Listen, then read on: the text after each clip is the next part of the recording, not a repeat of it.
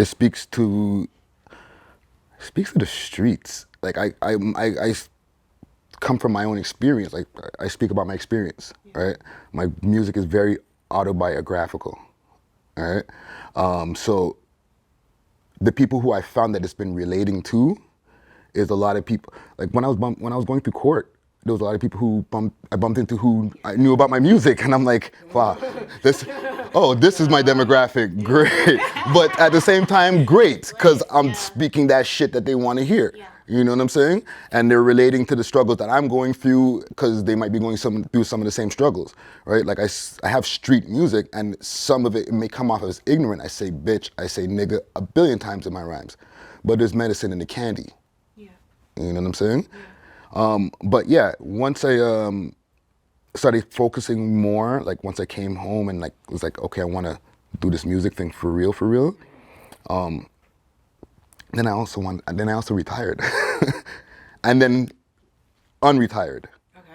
So what made you want to retire the first time? Just like the lack of traction. Yeah, that can be really like.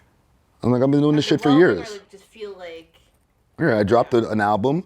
I don't know what I was expecting because the climate was already changing in the industry. Yeah. Right? What year were you looking at? You're saying 2012. Right? I dropped an album called Born to Win via my record label AWOL Records and distribution by Urbnet Records, Fontana North. It did all right. I didn't see any money off of it. I spent a lot of money on it. Right? Like music costs money. Right? To like produce, like get producers, get your shit mixed, mastered, all that stuff, do the videos to support the project, artwork, all those things all cost money. Like you can go into thousands. You should be going into thousands to make an album. If not, don't put it out. I don't want to hear it. It's because it's going to sound like a tin can. And you know, it's going to be, I don't want to buy a tin can off of iTunes. You know what I'm saying? So. Why do you think it fell short?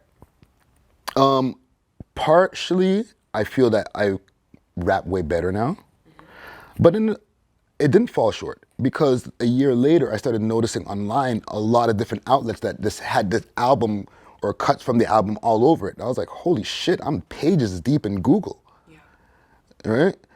Off of this album, like there was bootlegs of the album. So I was like, okay, it's different now. We don't see the immediate money because I'm from the mixtape. On the street, sell your mixtapes, get that money right away. Like I made physical copies. I'm like, hey, why aren't they flying? Well, not why aren't they flying? Judged differently. Exactly, right? So now I realized, but then I dropped the second one that was a free album. It was an official album, distributed through Urbnet, but I wanted them to just put it out for free. All right? And then check the climate through that. And I called that my retirement album. And then people started bugging me, why aren't you rapping no more? You're not doing any more music? What are you, crazy? And I'm like, what are you talking about? Ain't nobody want to hear shit from me? No, yeah, we do, right? One guy in particular started getting me really hyped up, a guy named Sebastian, or SGRP, Studio Gigant Red Eye Productions. And we did a whole EP together, all right? I was just like, fuck it, I'll do it. So what are you looking at right now? So you're saying you're in retirement, you're doing one more album, and then that's your retirement album? No. That was in my retirement. I retired, and then this guy got me out of retirement with this EP. And then that's when I came out with a third album. Okay. When I dropped my third album, which was last year, it was called Nocturnal. I put a lot of energy into that album. I got a different production from different people. Big Tweez, SGRP, the same guy. He's on a track too. I got production from a guy called Kids Are Right from Germany, and Big Pops, different people, and just was really well mixed, a sonic and I started getting a voice.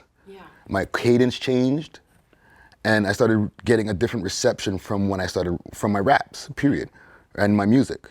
And I started getting traction, right? I hired a publicist.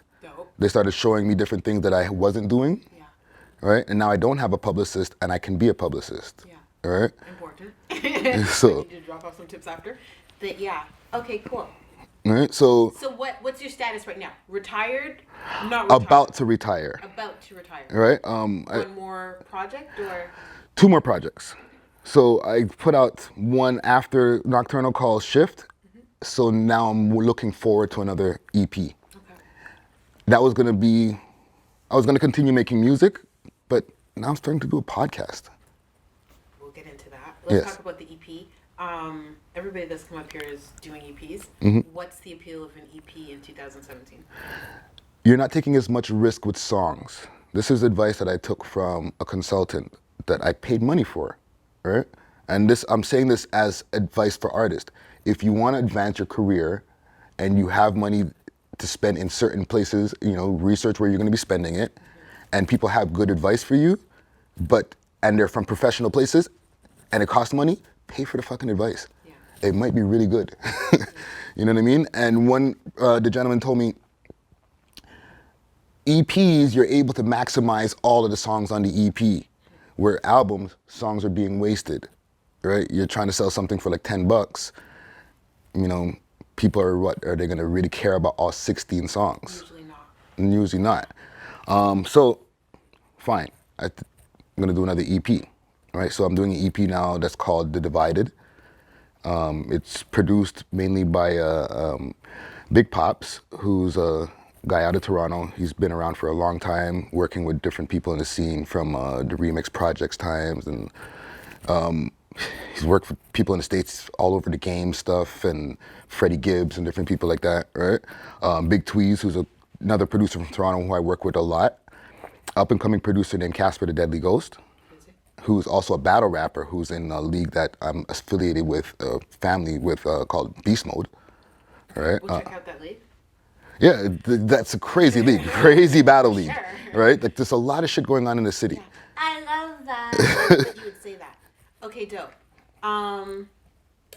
Content creator. How does that come about?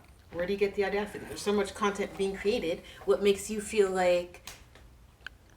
The publicist that I had at the time, and big up to Musebox, right? That was a publicist company that was here in Toronto. They moved over to Los Angeles,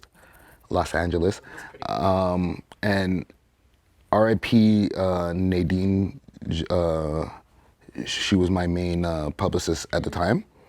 But one of the things they told me is you need to create more content. People care more about the people when they know more about them than just their songs. Right? Your YouTube channel is cool, but it only has music videos on it. You want more music views, get more subscribers. You want more subscribers, you need more content. Right? And I took that and I ran with the shit. I just started creating behind the scenes content on my music videos or different things that I was doing during the weekend. I go on a date, oh, we're eating here. This is a cool restaurant. I've never seen this kind of place before. Yeah. Boom, now it's becoming my content. You know, oh, restaurant special. Look at the food, talk to the guy who owns the place, boom, boom, boom, boom, 5-minute video, boom, put it out. See what happens. I feel like you have a lot to give. Like, I feel like at some point you're going to have to start. Well, do you mentor? No. Okay. Really? Like I mentor loosely, like Yeah. people who are around me who you want to know something, I'll give you the knowledge. Yeah. You know what I'm saying? But like, I don't mentor professionally, if per se. Okay, so your podcast. Themes. Okay, not even themes. Let's start with, why do you think podcasts are taking over? Like, podcasts have even like replaced kind of terrestrial radio and stuff like that, right? In terms of popularity and views online, or Content. engagement. Content is king. We're creating content right now. Yeah. Right? We could take this, we could chop this up into pieces.